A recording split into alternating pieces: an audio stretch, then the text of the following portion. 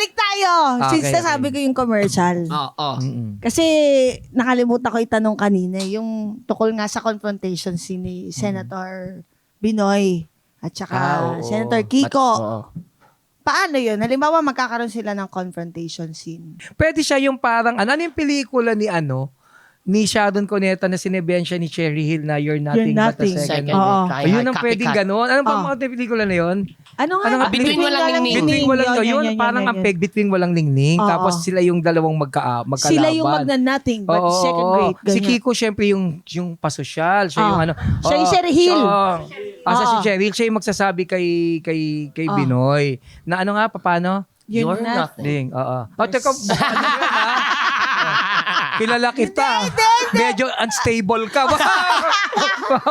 Yung sabi ni Senator Kiko yun. Sabi ni Kiko. You're nothing Oo. but a second rate. Ay, oo. Trying hard.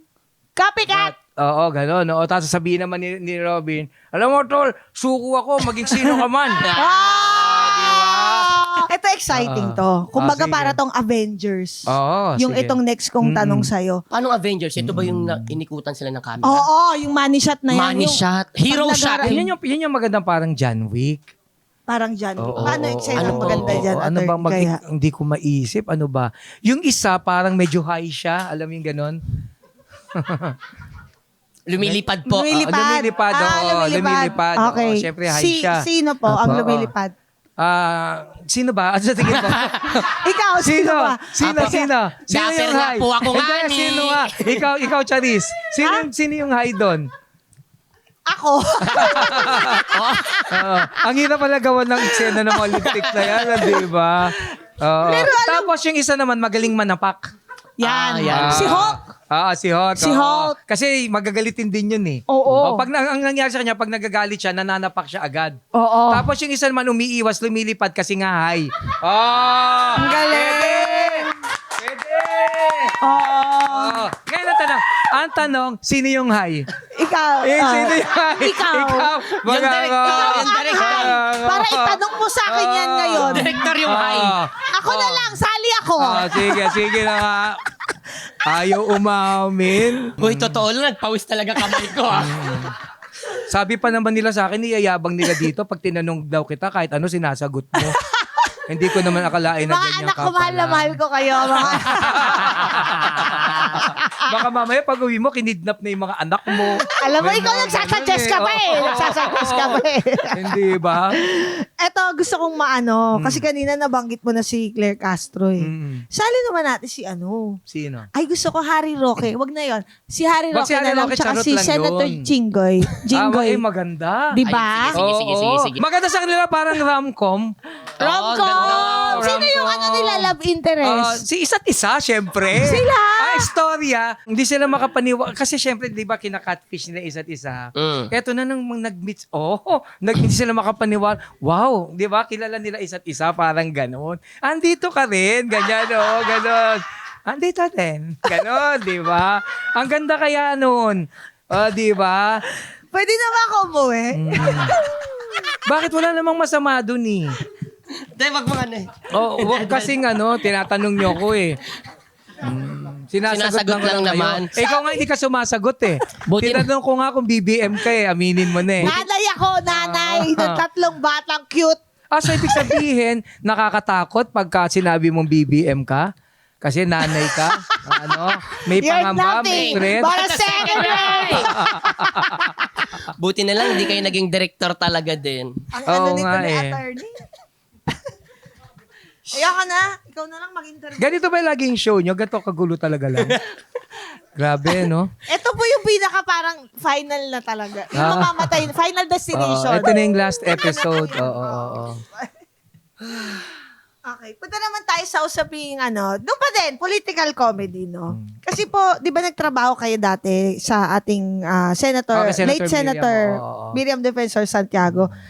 Scholar niya po ba kayo? Hindi naman, Kwentuhan niyo nga not po really kami. scholar. Kasi ako di ba nga yung may kaibigan ako, pinapasok din ako sa Ateneo. Mahirap lang ako eh. Nakatira ako sa Tondo, breadwinner ako. So how can I actually do it? Oo. So, ang nangyari, nagtrabaho ako sa kanya kasi hindi ko na kailangan ng pang-enroll eh. Anyway, yung pang-enroll, somehow nakakuha ko ng to a certain extent ng scholarship doon. Ang problema lang, breadwinner ako. Kailangan, syempre, makapag-aral, yung sa bahay. So, yun, tinanggap niya ako, naging legal staff niya ako. So, marami ako natutunan sa kanya. Alam mo ba, napakabait na tao niya in person. Kasi di ba pag sa TV, parang matapang siya. Oo. Para siya talagang nanay. Like sometimes, kakausapin niya ako, kumusta na yung law school mo, galingan mo. And kapag hindi ko kaya, pag feeling niya hindi namin kaya, she's always there.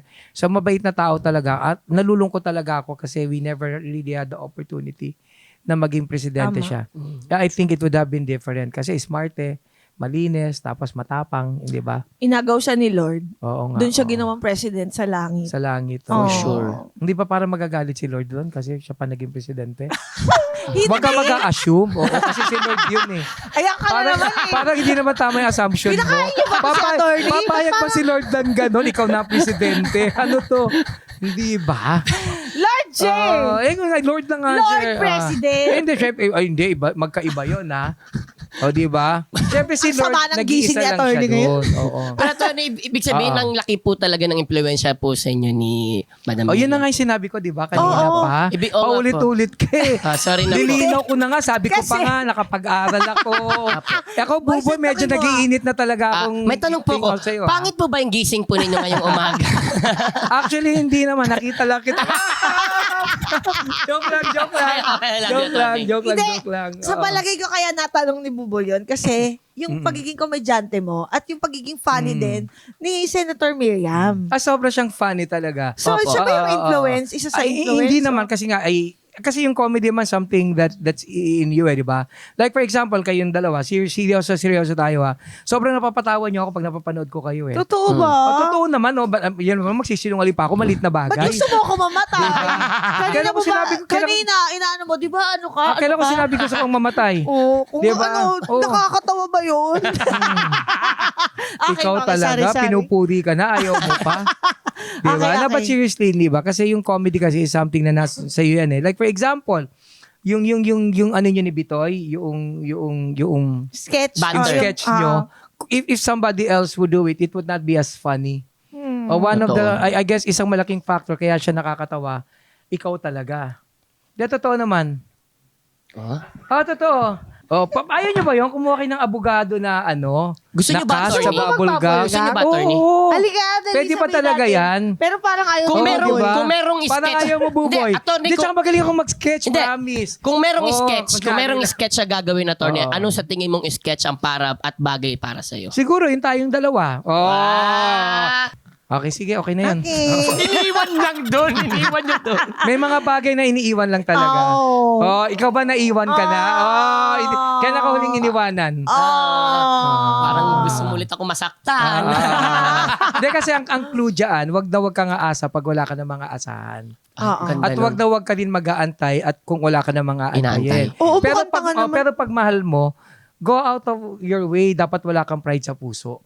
Kasi ang pride sa puso, parang panty yan. Bakit po? Hanggat hindi mo binababa, walang mangyayari. Oh, ang ganda. Although may mga hindi binaba, may nangyari Paano yun? Paano yun? Tatabi lang. Ginaganan lang. Ganun lang. Pwede na. Di ba? So sexy! Feeling hot. Yes! Ginaganan lang. Ibig sabihin, seamless yun. Sinalengkwang. Sinalengkwang. ang tawag dyan. Sinalengkwang. Alam mo na, silalengkwang. Seamless. Oo, sa Madali. aming mga nandito. Yes.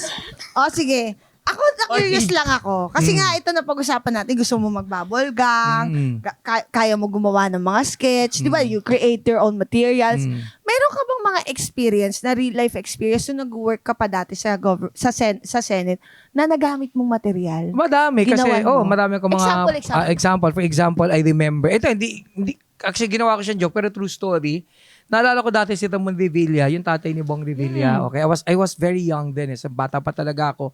Kagraduate ko lang ng ng college, hindi ba? So, nakapagtrabaho kay Miriam, tapos nag-law school na nga ako. Nakita ko siya. Nakakatawa siya kasi ang sarap niya maging speechwriter mo siya. Kasi ito hindi ko kagaya nakakatawa, pero totoong nangyari. Ginawa ko na siyang comedy. True story. Binabasa niya talaga lahat. Oo, kunyari may speech siya, binabasa niya yung turn to page 2. Oo, promise. Meron pa siyang smile. Ang cute. Ganun, be Kasi confident. ang cute pa naman ni, hindi, totoong nangyari to kasi nasa committee hearing, sabi niya dito, babasa siya, turn to page 2. Ganun siya, sabi niya, cute. smile. Be confident. Okay ba? Mga ganun pa siya. Oo, true story yun. Nakita ko talaga yun. Ginawa ko siya into a... Kasi yung comedy namin, meron din kami parang sketch Kaya lang, imbis na maraming kami na nag-act out lahat. Oo. Kasi yun, parang sketch din siya, parang bubble gang. Pero ako yung mag-act out lahat. So, I turned that into a comedy. Pero in fairness kay Ramon Revilla, masipag siya magtrabaho ha. I think siguro nagkamali lang siya nung oras na yon. But in fairness to him, I would always see him, he would always go to work every day. Even si Jinggoy naman dabang niloloko-loko ko si Jinggoy. In fairness, kahit artista si Jinggoy, magaling si Jinggoy graduate ng law yan. Tsaka masipag yan. I remember pag umattend siya ng mga committee hearings, pinag-aaralan niya yung mga bills bago siya sumalang, So hindi din naman siya putyo-putyo. Even Tito Soto. Alam mo ba si Tito Soto, number 1 bowler pa yan. National level Magaling yan, parang Sino Pomoceno yan. He's a composer, magaling din. Problema kasi diba, there's this notion na kapag artista, mabobo. Which is not really true. Although may bobo din talaga, hindi ba? Wag na lang natin pag-usapan, alam naman natin kung sino. Hindi ba? Bakit ka kinakabahan? Hindi ikaw yun. Parang may gusto siya sabihin. Politiko, sinong politiko? Tingin nyo. Ikaw, kinakabahan ka, sinong politiko tingin mo na bobo? Hindi, wag tayong magano rito. Ako kanina dami ko na sinabi. Ikaw naman. Sino ako? Sinong politiko? Sino ako? No, but seriously, di ba? There's that notion kasi na kapag ka artista ka, bobo ka. But in reality, ang daming bobong politiko. Not necessarily bobo. May mga blunders lang. Kasi kahit naman anong galing mo, pwede ka magkamali. Ang problema, in the age of social media right now, yung pagkakamali may play up. Paano kayo pumipili ng halimbawa ng subject nyo sa inyong Sa joke? material? Well, actually, maraming tao akala nila, gusto ko din linawin, akala nila yung sinasabi kong comedy, pinaniniwalaan ko. That's not necessarily true. Yung comedy ko, sinusundan ko lang din yung pinaniniwalaan nyo at iniisip nyo. Kaya ako siya ginawa kasi meron kayong mindset na ganun. Sinusundan ko lang siya. Nilaro ko lang. So that should be clarified. Oo. So parang nilaro ko lang yon, kaya siya nagiging relatable. Because if I say something that which you couldn't relate to, kahit nakakatawa yun, baliwala, hindi ba? So halimbawa, yung 'di ba yung beat nyo ni Bitoy, yung mag-asawa, kaya siya nakakatawa kasi alam natin ganun yung nangyayari sa bahay. So basically, ganun yung nature ng comedy which I think people should understand. So kumbaga, wag nyo kaming aawayin. We're just the piano man in the whorehouse, so to speak. Hindi ba? Taray. So parang ganun. Ano po ulit yan, attorney? Ayoko na. Tama na. Okay na yun. Oo.